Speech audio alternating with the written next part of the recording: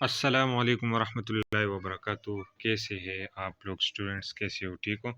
आज हम स्टार्ट करेंगे सेंसेस ऑफ द बेबी, लेकिन हमसे एक स्लाइड रह गया था जो कि अबगार स्कोर से रिलेटेड है। अबगार स्कोर हमने पिछले लेक्चर जो है वो सारा उसमें सारा हमने अबगार स्कोर जो है वो डिस्कस किया था। अगर आप लोग उसको देखना चाहते हैं तो इससे जो प्रीवियस लेक्चर है उसमें आप ज़रूर देख लें, क्योंकि वो बहुत ही डिटेल के साथ डिस्कस हुआ है। द अबगार स्कोर रेट्स, उसमें जो है अबगार स्कोर में हम क्या क्या करते हैं, ये जो 5 चीज़ें हैं हम उसमें देखते हैं। रिस्पायरेशन देखते हैं, जब बेबी क्राई करते हैं, क्राइंग, तो उसमें हम रिस्पायरेशन देखते हैं। हम उसके जो रिफ्लेक्सेस है जो कि अभी डिटेल के साथ आ रही है, और इरिटेबिलिटी जो है उसको भी चेक करते हैं। उसके जो हार्ट रेट है उसको भी हम चेक करते हैं, उसको असेस करते हैं, और उसके बाद ये मालूम करते हैं कि बेबी जो है वो नॉर्मल है या एबनॉर्मल है। उसके जो स्किन की कलर है वो भी चेक करते हैं, एक्सट्रीमिटीज़ भी चेक करते हैं कि बेबी साइनोस तो नहीं है, उसमें ऑक्सीजन की कमी तो नहीं है। उसके मसल टोन को भी हम चेक करते हैं, और इसके अपनी स्पेशल जो है वो टेक्निक्स है, स्किल्स हैं, जिसके ज़रिए मालूम होती है, और एक्सपीरियंस पर भी डिपेंड करता है। जिसका जितना ज़्यादा एक्सपीरियंस होगा उसी ही मुताबिक के साथ वो इतना जो है वो एक्यूरेट एबगार्स को जो है वो प्रेडिक्ट करेगा। अभी जो हमारा टुडे टॉपिक है वो है न्यूबॉर्न सेंसेस। हमें पता है कि हमारे पास इंसान के वजूद के अंदर वो 5 सेंसेस है, जो कि हमारे पास टच के हैं, विजन, हेयरिंग, टेस्ट, स्मेल। ये 5 सेंसेस हैं ह्यूमन बॉडी के अंदर। अभी जो इन्फेंट है उसमें ये 5 सेंसेस जो है वो किस तरह होते हैं। सबसे पहले हम ये वाज़ेह करें कि जब बच्चे जो है वो पैदा हो जाते हैं तो उनमें ये 5 सेंसेस जो है वो ऑलरेडी मौजूद होते हैं। फिर डिपेंड करते हैं, बाज़ बच्चों में जो है वो लेस प्रिसाइज होते हैं, और बाज़ बच्चों में जो है वो सारे बेस्ट काम करते हैं। ठीक है, वो हेल्थ पर डिपेंड करता है, ग्रोथ पर डिपेंड करता है, मदर की न्यूट्रिशन पर भी डिपेंड करता है। उसमें जो पहला हम डिस्कस करेंगे टच सेंस को। टच सेंस जो है ये बेबी जो है वो मदर के वोम के अंदर होता है कि ये काम करना शुरू कर देता है। ठीक है, और ये जो है बहुत अल्ट्रा सेंसिटिव टेक्टाइल सेंस है। इसका मतलब ये है कि ये मोस्टली डेवलप सेंस है। It is mostly eight lips, tongue, years and forehead.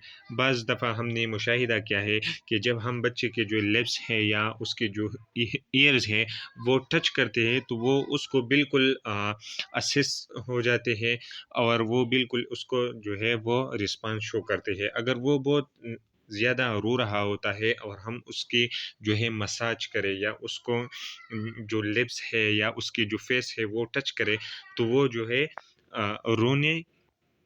रोना जो है वो छोड़ देता है।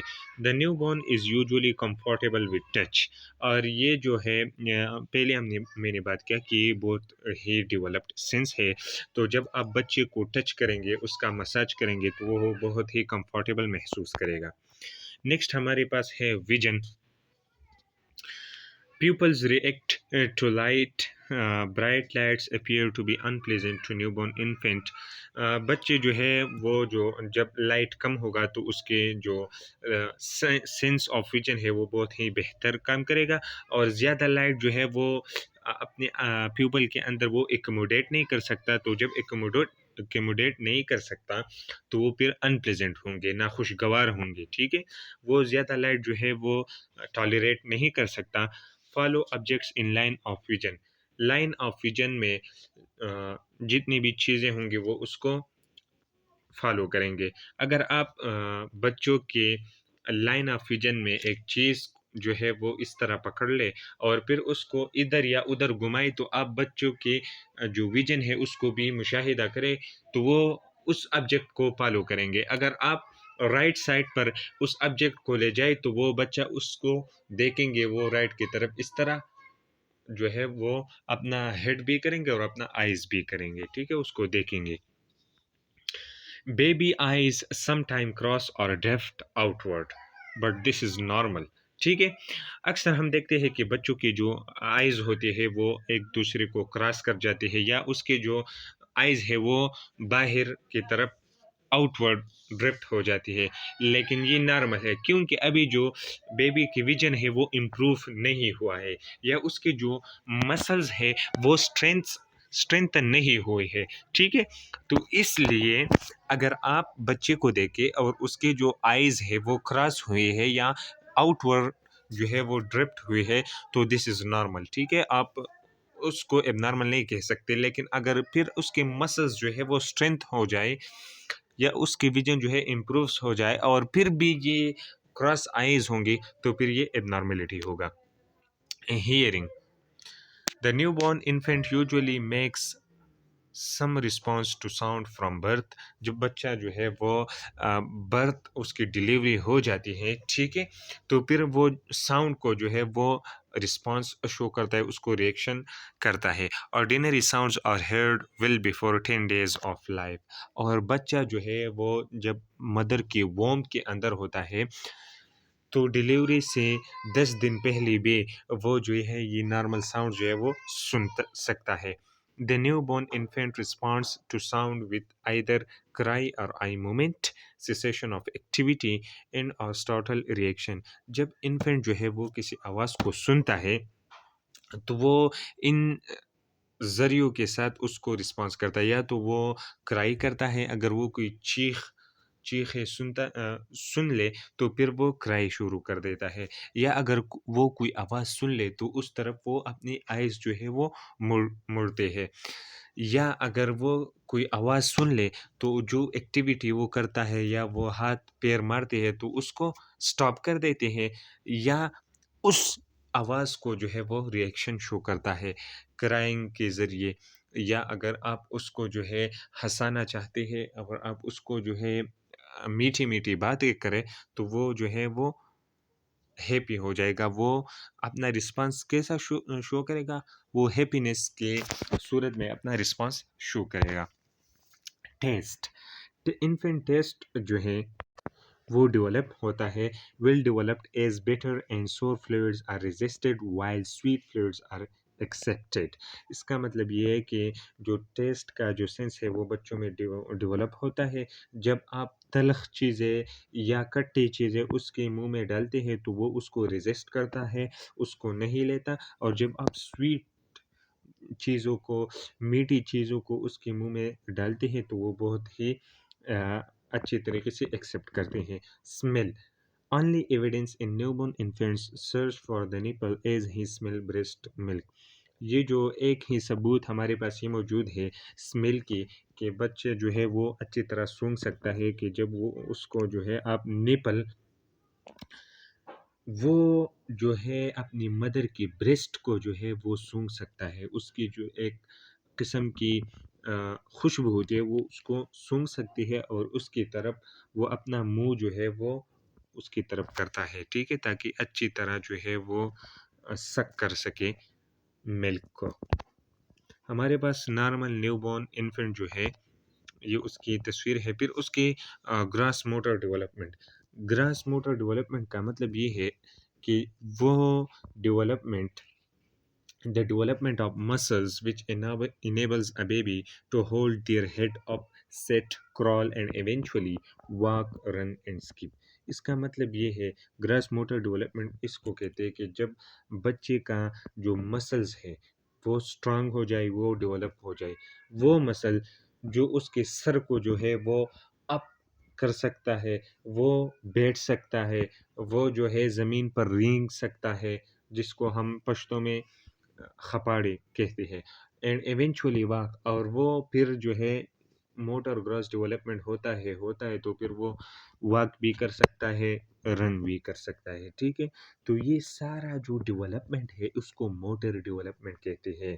Motor development, the newborns movement are random, diffuse and uncoordinated, reflexes carry out bodily functions and responses to external stimuli. ये बहुत ही ईजी है। इसका मतलब ये है कि न्यूबॉर्न का जो मूवमेंट होता है वो न्यूबॉर्न होता है, वो रैंडम होता है, डिफ्यूज़ होता है, अनकोऑर्डिनेटेड होता है। लेकिन जिस तरह उसका वक़्त गुज़रता है, उसमें इम्प्रूवमेंट आता है, तो फिर उसके जो मसल्स हैं वो स्ट्रेंथन हो जाते हैं, वो डेवलप हो जाते हैं। फिर वो हेड को अप भी कर सकता है, वो सपोर्ट के साथ बैठ भी सकता है, फिर सपोर्ट के बगैर भी बैठ सकता है, फिर ज़मीन पर रेंग सकता है और फिर आखिरकार वो उठने की कोशिश करता है और फिर उठता है। फिर जो है वो दौड़ता है और फिर उसकी जो मसल्स की स्ट्रेंथ है वो डेवलप हो जाती है, ठीक है? तो ये ग्रॉस मोटर डेवलपमेंट है। Fine motor development holds hand in fist, इसका मतलब ये है कि वो अपने हाथ से जो है वो फिस्ट बना सकता है। When crying he draws arms and legs to body, और जब वो रो रहा होता है तो वो अपने हाथ और पैरों को अपनी बॉडी की तरफ करता है। रिफ्लेक्सेस, रिफ्लेक्सेस ये अभी हमारे पास 5 रिफ्लेक्सेस दिए गए हैं जो कि बेबी में किस तरह मौजूद होते हैं वो हम देखेंगे। स्वेलविंग, स्वॉलोविंग का मतलब ये है, स्वेलो रिफ्लेक्स किस तरह होता है, जब कोई चीज़, कोई फूड, लिक्विड या सलाइवा जो है वो उसकी थ्रोट, बेबी की थ्रोट तक पहुंचते हैं तो वो उसको स्वेलो करते हैं, वहाँ से जो है वो स्वेलोइंग रिफ्लेक्स जो है वो इनिशिएट हो जाता है, ठीक है? स्वेलोइंग रिफ्लेक्स बहुत ही इजी है। गेगिंग रिफ्लेक्स, गेगिंग रिफ्लेक्स का मतलब ये है कि वो रिफ्लेक्स जो बच्चे को चोकिंग से बचाए। उसके जो अ, जब आप बेबी की जो थ्रॉट है और उसके बैक को जब आप टच करोगे, फिंगर के साथ टच करोगे तो वहाँ से जो है ये गेगिंग रिफ्लेक्स ट्रिगर हो जाएगा, ठीक है? तो गेगिंग का मतलब ये है कि जब चोकिंग से या एस्पिरेट होने से जो रिफ्लेक्स हमें बचाता है, इन्फेंट्स को बचाता है, तो वो होता है गैगिंग रिफ्लेक्स। फिर हमारे पास है सकिंग रिफ्लेक्स। सकिंग रिफ्लेक्स जो है ये ऐसा रिफ्लेक्स है जिसके ज़रिए बच्चा जो है वो अपना न्यूट्रिशन जो है वो ले सकता है। जब आप ब्रेस्ट की निपल को बेबी की जो माउथ है उसके कॉर्नर को के साथ टच करें तो वो खुद ब खुद अपना सर जो है वो उस निपल की तरफ करेगा और उसको जो है वो रूटिंग कहते हैं। फिर जब वो रूटिंग करता है और अपना हेड जो है वो निपल की तरफ करता है और निपल जो है वो सारा अपना मुँह में ले लेता है, तो फिर वो सकिंग जो है वो स्टार्ट करता है। तो इस तरह हम भी कह सकते हैं कि रूटिंग लीड्स टू सकिंग। फिर हमारे पास जो है वो ग्रेस्प रिफ्लेक्स है या उसको हम पाल्मर ग्रेस्प रिफ्लेक्स भी कहते हैं। ग्रेस्प रिफ्लेक्स का मतलब ये है कि जब आप अपने फिंगर को या दूसरी चीज़ को बच्चे के हाथ में देते हैं तो वो जो है उसको पकड़ लेता है और इसी ही पकड़ने को ग्रेस्प रिफ्लेक्स कहते हैं। ये अभी नेक्स्ट स्लाइड में है, मौजूद है, इसके पिक्चर्स मौजूद है, वो हम जो है डिस्कस करेंगे, उसको ऑब्जर्व करेंगे। टॉनिक नेक रिफ्लेक्स, टॉनिक नेक रिफ्लेक्स का मतलब ये है, ये हम अगली तस्वीर में डिस्कस करते हैं तो आप बहुत आसानी से समझ सकेंगे। ये जो है ऑन 1 मंथ रिफ्लेक्सेस, 1 मंथ में कौन कौन सी रिफ्लेक्सेस होती है। टॉनिक नेक रिफ्लेक्स, ये टॉनिक नेक रिफ्लेक्स ये है कि जब बच्चा जो है वो एक तरफ या हाई या दाई तरफ या बाई तरफ अपना सर मोड़ता है तो उस तरफ जो हाथ होता है वो बिल्कुल जो है वो स्ट्रेच हो जाता है। ये पहली तस्वीर में आप ऑब्जर्व कर सकते हैं और ये जो अपोजिट साइड में जो हैंड होता है वो आर्म जो है वो एल्बो में बेंड हो जाता है। फिर आसान ज़बान में इसको सुन लो। टोनिक निक रिफ्लेक्स इसे कहते हैं कि जब बच्चा एक साइड पर अपना सर करता है तो उस साइड में जो हाथ होता है वो बिल्कुल सीधा हो जाता है, वो स्ट्रेच हो जाता है। लेकिन जो अपोजिट हैंड है वो एल्बो में वो बेंड हो जाता है, उसको कहते हैं टोनिक नेक रिफ्लेक्स। फिर हमारे पास ये तस्वीर है ग्रेस्प रिफ्लेक्स। फिर ये जो है स्टिफ रिफ्लेक्स, ये है कि बच्चे को आप सपोर्ट दे दें और उसको इस तरह करें कि वो एक स्टेप ले ले। और क्रॉल रिफ्लेक्स ये है कि वो जो है रेंग कर ज़मीन पर चले। Cognitive development, cognitive is related to thinking process, thinking ability, ठीक है। IQ, the cognitive development of new infant is difficult to understand, observe it. Infant में जो कॉग्निटिव डेवलपमेंट है उसको ऑब्जर्व करना बहुत ही मुश्किल हो जाता है, क्योंकि आप उसको जो है वो असिस्ट भी नहीं कर सकती। उस वक्त जो है उस वो जो कॉग्निशन है उसकी इतनी डेवलप नहीं होती। तो इस पर रिसर्चेस जो है वो स्टार्ट है, लेकिन अभी तक उसको अंडरस्टैंड करना या ऑब्जर्व करना ये बहुत ही मुश्किल है। इमोशनल डेवलपमेंट, इमोशनल डेवलपमेंट का मतलब ये है कि इन्फेंट्स का इमोशंस किस तरह है। The new born infant expresses his emotion just through cry for hunger. जब बच्चा जो है वो भूखा होता है तो वो अपना इमोशन किस तरह शो करता है, वो जो है क्राई करता है। और जब जो है वो पेन या उसको महसूस होते हैं या डिस्कम्फर्ट सेंसेशन महसूस होते हैं तो उसके लिए भी वो जो है अपना रिस्पॉन्सेस शो करते हैं। अक्सर बाज़ औक़ात हम देखते हैं कि जब बच्चा होते हैं उसके कान में दर्द होते हैं या जो है उसके पेट में दर्द होते हैं तो वो बहुत ही रो रहा होता है, वो बहुत ही डिस्कम्फर्ट सेंसेशन जो है वो करता है। So this was all about today's lecture, and in next lecture we will continue this unit which name is growth and development. Thank you all of you.